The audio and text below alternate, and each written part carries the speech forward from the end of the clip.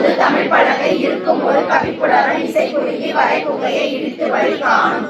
திருத்தணியில் உதித்தருளும் ஒருத்தன் மலை விருத்தன் என குலத்தில் உரை கருத்தன்மையில் நடத்துகுடன் வேலை தனித்து வழி நடக்கும் என திறத்தும் ஒரு வளத்தும் இருபுறத்தும் அருகடுத்து இரவு பகத்துடையதாகும். திருத்தணியில் உதித்தருளும் ஒருத்தன் மலை விருத்தன் என குலத்தில் உரை கருத்தன்மையில் நடத்துகுடன் வேலை சுடற்படி ஒளிப்பணிக ஒழுக்குமதி ஒளிப்ப அடை அடக்குதல் ஒளிப்ப ஒளி ஒளிப்பிறவை வீசும். திருத்தணியில் உதித்தருளும் ஒருத்தன் மலை விருத்தன் என குலத்தில் உரை கருத்தன்மையில் நடத்துகுடன் வேலை திருத்தணியில்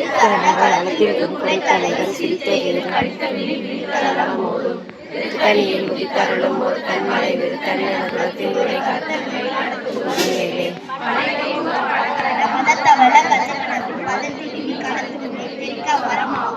திருத்தணியில் உதித்தருளும் ஒருத்தன் மலை விருத்தன் என குலத்தில் உரை கருத்தன்மையில் நடத்துகுடன் வேலை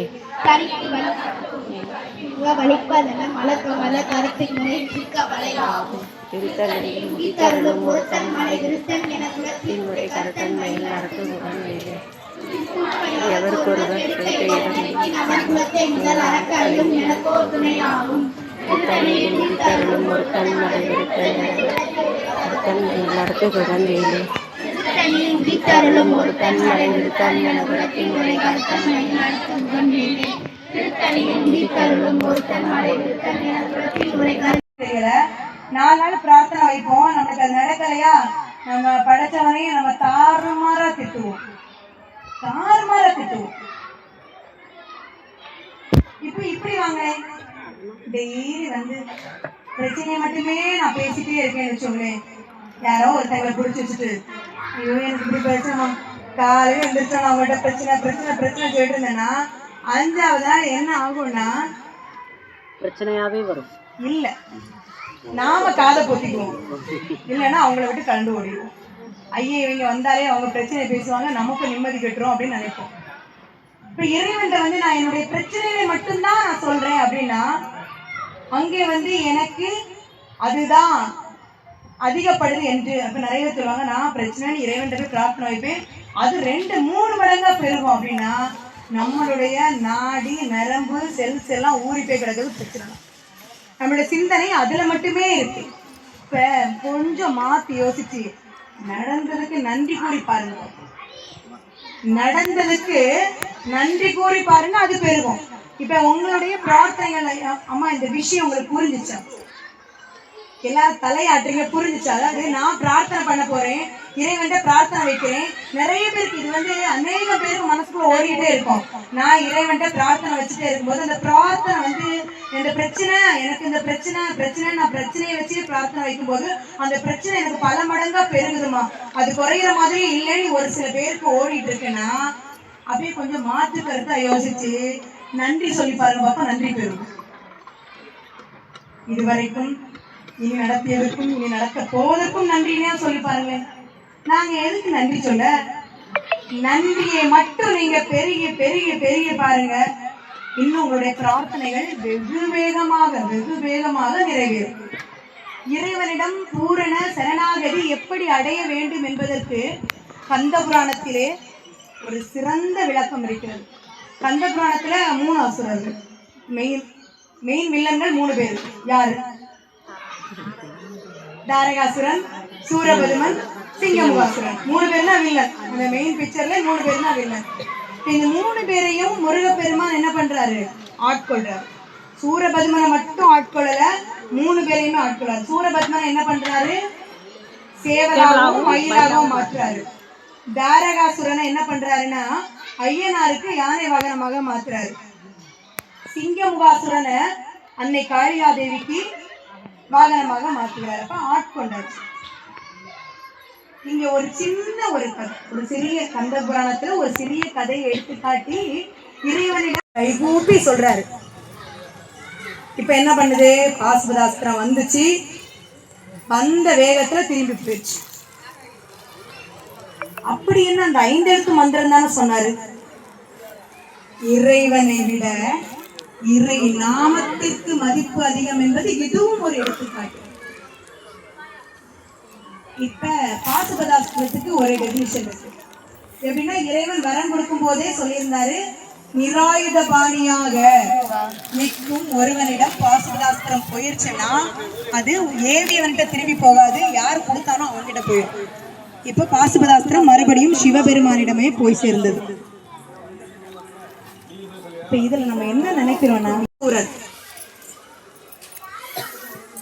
போர்க்கள காட்சி, போர்க்களத்துல ஒரு சிறிய காட்சி. சிங்கமுகாசுரனோட பையன் அதிசூரன். நம்மளுடைய படைத்தளபதி யாரு? இந்த பக்கம் ஹீரோ வீரபாகுதேவர். வீரபாகுதேவரோட படைத்தளபதிகள ஒருவர் வந்து உக்கிரன். அவர் யாருன்னா சிவபெருமானுடைய சிறந்த அருளை பெற்றவன், பூரண அருளை பெற்றவன் தான் உக்கிரன். இந்த பக்கம் யாரு? பேரு அதுக்குள்ள மறந்தாச்சா? இந்த பக்கம் யாரு? அதிசூரன். அதிசூரன். இந்த பக்கம் உக்கிரன். உக்கிரன் யாரு? சிவபெருமானுடைய அருளை பெற்றவன். சிவபெருமானுடைய முழு அருளை பெற்றவனுக்கு என்றும் தோல்வியே கிடையாது, நிரந்தரமான வெற்றி பயணமே. அதுல டவுட் இல்லைல்ல? டவுட். இப்ப 2 பேரும் போர்க்கள காட்சி கொஞ்சம் மைண்ட்ல அப்படியே ஒரு மாதிரி போங்க. போர்க்கள காட்சி போங்க, படத்துலலாம் நிறைய பார்த்துருப்பீங்கல்ல. இவர் என்ன பண்றாரு? அதிசூரன் வந்து உக்கிரனை வந்து நிறைய தெய்வ ஏவுகணைகளை போடுற, வாயு கணை, பிரம்ம கணை, அவர் என்னென்ன வச்சிருக்காரோ எல்லா கணை, அக்னி கணை, வருணக்கணை, நாராயண கணைன்னு நிறைய கணைகளை அவர் பார்த்து ஏவி விடுகிறார். உக்கிரன் என்ன பண்றாரு? அவ்வளோத்தையும் விழுங்கிறார். வர எல்லாத்தையும் பிடிச்சி முழுங்க. இப்ப உக்கிரனோட இந்த ஆற்றலை கண்டு அதிசூரன் திகைக்கிறாரு. யாரா இவன், நம்ம இவ்வளவு அனுப்புறோம், அவ்வளோத்தையும் எடுத்து அப்படியே ஏதோ சாக்லேட் எடுத்து முழுங்குற மாதிரி முழுங்கிக்கிறாரு அப்படின்னு நினைக்கிறாரு. இப்ப உக்கிரன் வந்து அதுக்கு அடுத்த லெவல், அடுத்த தாட்டுக்கு போறாரு. உன் மீது நான் இப்பொழுது விடும் ஏவுகணை, நான் நம்மள ஒரு படைக்கலம் ஏவ போறேன். அது ஒண்ணு இதே மாதிரி நீ விழுங்குறதுக்கு மாதிரிலாம் இருக்காது. உமாதேவியை இடப்பாகமாக கொண்ட ஞான தலைவனாகிய சிவபெருமானுடைய பாசுபதாஸ்திரம் கேள்விப்பட்டிருக்கீங்க? அர்ஜுனனுக்கு கிடைச்சிச்சு. இப்ப அந்த அஸ்திரத்தை தான் நான் உனக்கு ஏவ போறேன். அதெல்லாம் நீ ஒன்றும் பண்ண முடியாது. இதெல்லாம் நீ விழுங்கிருவ, அதை விழுங்க முடியுமா? அது உன்னை என்ன பண்ண போகுது பாரு அப்படின்னு சொல்லி ஆணவத்தால கூக்குரல் இடுகிறார். அத கச்சியப்ப சிவாச்சாரியார் அழகாக சொல்றாரு.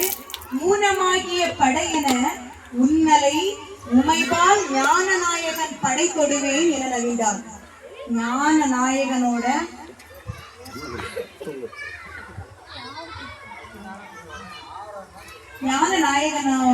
படைய ஏவுறதுக்காக ஏவுறேன். இப்ப என்ன பண்ணலான்னு நாளைக்கு வருஷ பிறப்பு அப்படின்னு அப்படியே ஒரு மாதிரி அவார்டா தான் எனக்கு, அடியருக்கு அதான் அவார்டு. என்ன திருமணத்துல இருந்து அம்மா போன அம்மா வரவே இல்லையே, நாளைக்கு கிளாஸ் லேட்டா தான் மன்னிச்சுமா.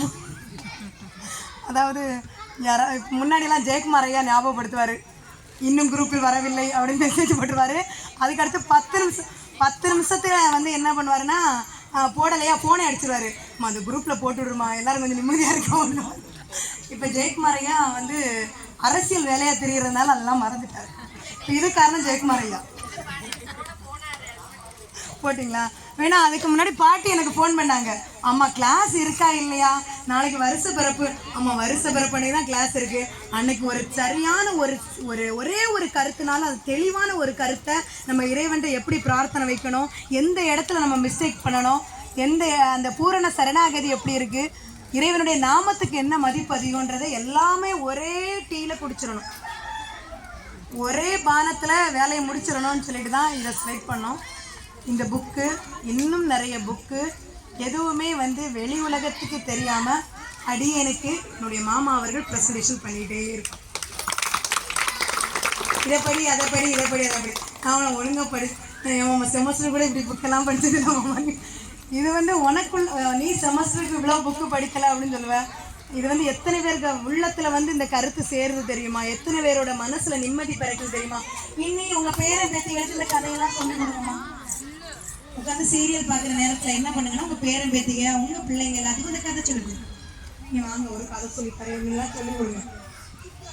ஏதோ ஒரு விதத்துல அந்த குழந்தைங்களுக்கு உற்ற துணை நம்ம நிறைய குழந்தைங்க என்ன நினைக்கிறாங்கன்னா என் கூட ஸ்பெண்ட் பண்ணலன்னு நினைக்கிறாங்க.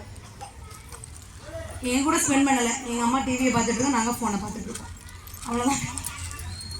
அந்த ஸ்பெண்ட் பண்ணுற டைமில் 10 நிமிஷமாவது உங்களுடைய குழந்தைங்களுக்கு கந்த புராணம், இப்போ கந்தர் அனுமதி புக்கு கொடுத்தாச்சு, கந்தர் அலங்கார புக்கு கொடுத்தாச்சு, திருவாசகம் கொடுத்துருக்கோம், ஏதோ ஒரு லைனை சொல்லி கொடுங்கம்மா. ஏதோ ஒரு பாட்டு, ஏதோ ஒரு லைன். 5 முகம் தோன்றில் 6 முகம் தோன்றும், வெஞ்சமரில் அஞ்சேல் என வேல் தோன்றும், நெஞ்சில் ஒரு கால் நினைக்கில் மறுகாலும் தோன்றும், முருகா என்று ஓதுவார் முன் முருகானியாவது சொல்லிக் கொடுங்க தயவு செய்து. நீ ஒன்றுமே சொல்லாது. எங்கள் பிள்ளைங்களாம் உட்காந்து கேட்கவே செய்யாதுமா. அப்போ நீங்கள் என்ன பண்ணுங்கள், உங்கள் பிள்ளைகளுக்கு பேரை மறந்துட்டு சும்மா வீட்டில் முருகா முருகான்னு கூப்பிடுங்க. வாங்க முருகா, போங்க முருகா, உட்காருங்க முருகா, என்ன முருகா நீங்கள் எப்படி பண்ணுறீங்களே முருகா, இப்படி சொல்லி பாருங்களேன், அதுக்கு ரொம்ப சேஞ்ச் ஆகும். நம்ம பெரிய ஆள் ஆகிட்டோமோ அப்படின்னு சொல்லி பாருங்க. இப்போ சாமிலாம் கொஞ்சம் நீங்கள் அதுக்கு பதிலாக முருகா, வாங்க முருகா, என்ன முருகா நீங்கள் ஏதோ கிளாஸு போயிட்டு அதுக்கு மேலே என்ன அப்படி இப்படி கண்ட வார்த்தைகளை குழந்தைகளிடம் உபயோகிக்காமல் முருகா முருகா என்று தங்களுடைய குழந்தைகளையாவது கூப்பிட்டு பாருங்க. பொம்பளை பிள்ளையா இருந்தால் வள்ளியம் பிராட்டி மாதிரியே இருக்கு, அந்த வேலையை பார்க்கக்கூடாதா. எனக்கு நிறைய வாழ்த்துக்கள் சொன்னீங்க, அதெல்லாம் எனக்கு எப்பயுமே பொதுவாக என்னன்னா உங்களுடைய வாழ்த்துக்கள் எல்லாம் அந்த ஆன்மீக செம்மல் அவார்டு வாங்குறதுக்கு முன்னாடி வரைக்கும் எனக்கு அந்த அவார்டு கிடைக்குதுன்னு தெரியாது. இங்கேருந்து கிளாஸுக்கு போகிறது, இங்கேருந்து திருவண்ணாமலை போகிறது வரைக்கும் தான் வீட்டு பொண்ணு போய் கரெக்டாக சேர்ந்துச்சா அந்த அக்கறை ஒவ்வொருத்துக்குள்ளேயும் ஒவ்வொருத்தர் நெஞ்சகத்திலும் அடியேன் வாழ்கிறேன் என்பதில் சிறிது கர்வமே. ஒவ்வொரு நம்ம வீட்டு பிள்ளை கிளம்பி போயிருக்கு அப்படின்ற மாதிரி எங்கே போயிருக்கீங்க, நீங்கள் நல்லா பேசிட்டு வரணும்னு திருவண்ணாமலையில் திருக்கோவிலூரில் பேசும்போது அங்கேருந்து கிளம்பி வரும்போது ஆன்மீக செம்மல்னு அவார்டு கொடுத்துருக்காங்கன்னு சொல்லும்போது ஒவ்வொருத்தரும் தான் வீட்டு பிள்ளைக்கு கிடைச்சது மாதிரியே பெருமையாக நினச்சாங்க, சந்தோஷப்பட்டாங்க. இங்கே இருக்கிற ஒவ்வொருத்தரும் டிஎனுக்கு கிடைச்ச சொந்தங்கள்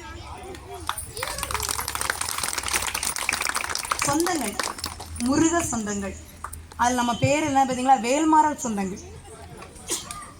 இந்த வேல்மாறல் பொதுவாக வாழ்க்கையை மாற்றும்.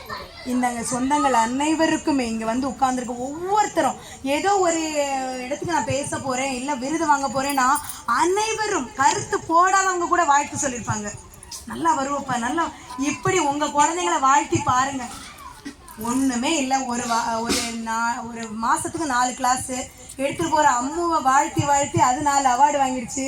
உங்கள் வீட்டில் நீங்கள் பெற்ற குழந்தைங்கள சும்மா என்ன சேட்டை பண்ணாலும் வாழ்த்திலாம் பாருங்களேன். என்ன முருகா இப்படி பண்ணுறேன்னு பேசி பாருங்கள்.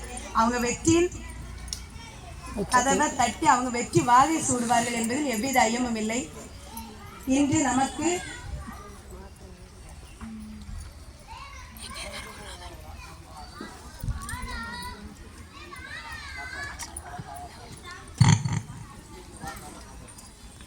மாமா அவர்கள் வந்து வாழ்த்து கொடுங்க எங்க எல்லாத்துக்கும், புத்தாண்டு வாழ்த்துக்கள். மாலையோட வர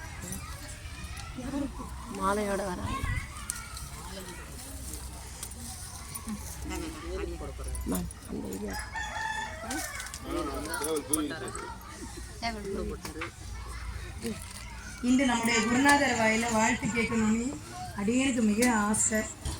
இன்னைக்கு புத்தாண்டு, உங்களுடைய ஒவ்வொரு வார்த்தையும் இந்த இடத்துல எங்களுக்கு வெற்றி வாகை சூட வேண்டும். என் குருநாதர் வாழ்த்து மச்சமணியாளருடைய முதல் கால் வணக்கத்தை தெரிவித்துக் கொண்டு, இந்த வேல்மாறலில் சுமார் 70 வாரங்களை கடந்து நடந்து கொண்டிருக்கிறது.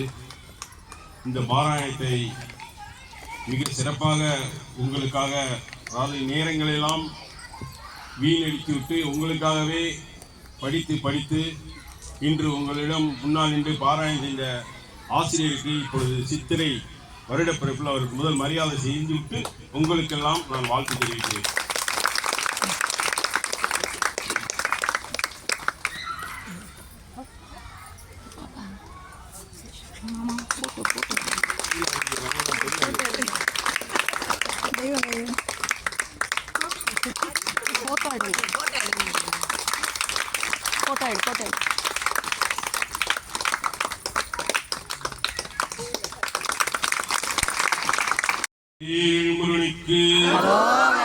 வீரவேல் முருகனுக்கு, திருப்பரங்குன்ற முருகனுக்கு, பரங்கிரிநாதருக்கு, ரோகரா, ரோகரா, ரோகரா. அன்பார்ந்த பக்தோய் பெருமக்களே, ஆன்மீக பெரியவர்களே, இந்த பாராயணத்தை மிகவும் சிறப்பாக நடத்தி கொண்டிருக்கும் நமது ஆசிரியர் தா ஜெகஜேரி தங்கசாமி அவர்களுக்கு இந்த வருடப்பிறப்பின் முதல் வாழ்த்துக்களை தெரிவித்துக் கொண்டு, இங்கே இந்த பாராயணத்தில் அவர்களுக்கு மாணவர்கள் மாணவிகளாக இருக்கக்கூடிய உங்களுக்கும் எனது குருநாதர் பால்சுனை என்ற மற்றமொழிநாதர் ஆசியுடன் இந்த தமிழ் வருடப்பிறப்பு வாழ்த்துக்களை உங்களுக்கு அன்போடு தெரிவித்துக் கொள்கிறேன். வாழ்க வளமுடன், வாழ்க வளமுடன், வாழ்க மலனுடன், நோயற்ற வாழ்வும் குறைவற்ற செல்வம் பெற்று நீரோடி வாழ்ந்து இந்த பால்